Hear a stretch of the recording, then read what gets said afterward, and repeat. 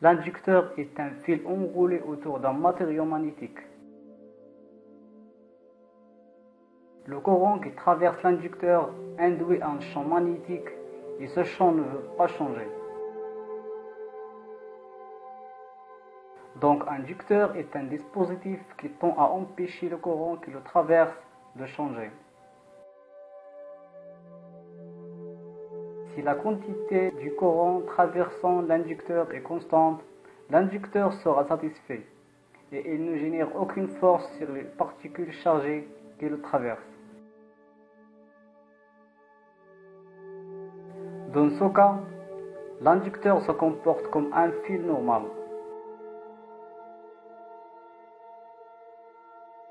D'autre part, si on essaie d'interrompre le courant qui le traverse, l'inducteur va générer une force qui tend à maintenir le courant qui le traverse.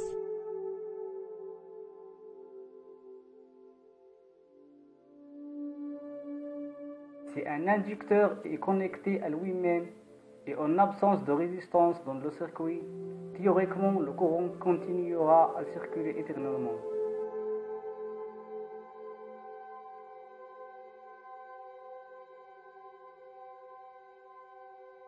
Cependant, et sauf si on utilise des supraconducteurs, tous les fils ont une résistance et le courant décroît jusqu'à zéro.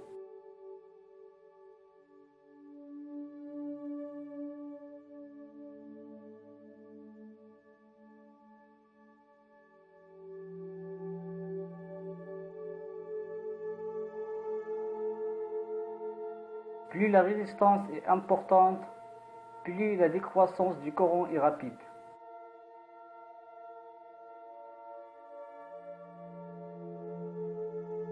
Mais plus l'inductance de l'inducteur est grande, moins rapide est la diminution du courant.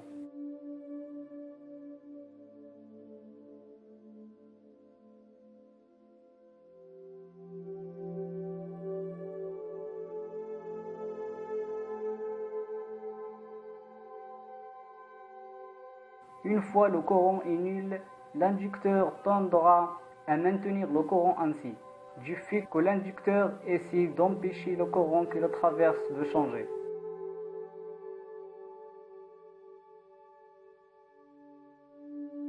Donc quand on connecte cet inducteur à un circuit, l'inducteur crée initialement une force qui empêche le courant qui le traverse d'augmenter.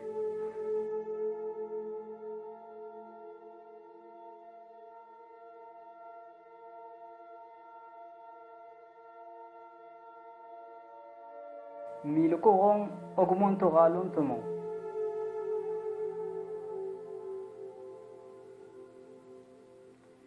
Plus l'inductance de l'inducteur est grande, plus lentement le courant augmente.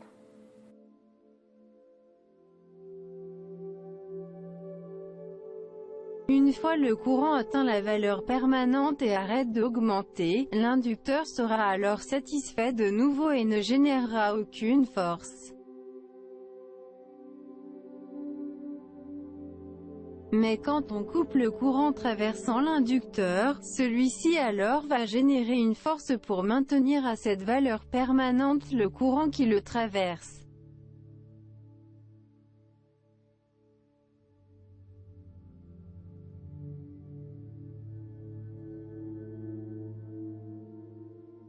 Si donc l'inducteur est connecté à une résistance, la tension aux bornes de cette résistance sera égale au courant multiplié par la valeur de la résistance.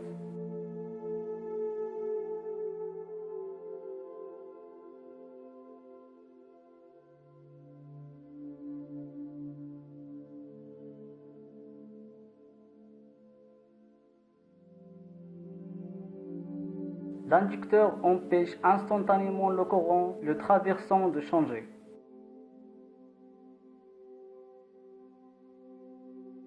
Par conséquent, le courant traversant l'inducteur immédiatement après la fermeture de l'interrupteur est égal exactement à ce que le courant était avant la fermeture de l'interrupteur, quelle que soit la valeur de la résistance.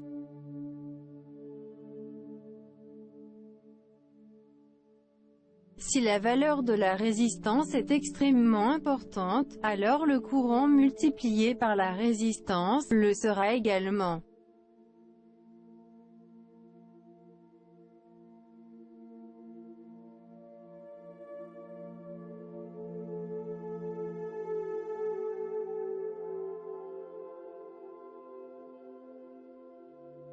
Comme résultat, les inducteurs peuvent générer une tension très importante, au moins pour une courte période.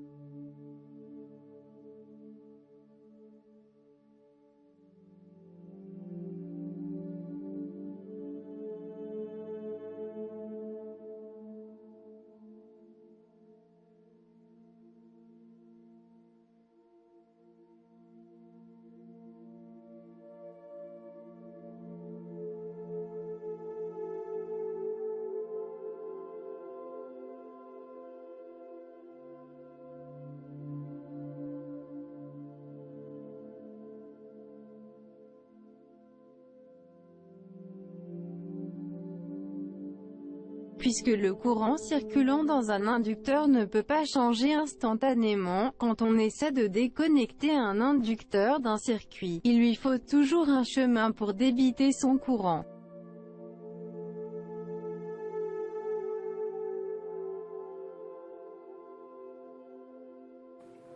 Si on ne lui a pas donné un chemin, le courant trouvera son propre chemin, tel que l'air à travers l'interrupteur ouvert ou à travers d'autres composants qui ne sont pas supposés être conductibles électriquement.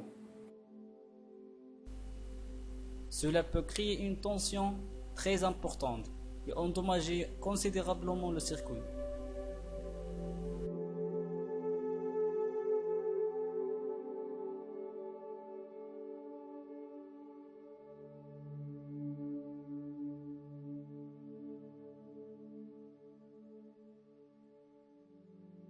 La capacité de créer une grande tension chez l'inducteur le rend très utile dans la conception des alimentations électriques. Mais cette capacité veut dire aussi qu'il faut toujours faire attention à ne jamais interrompre un inducteur sans donner une fuite à son courant.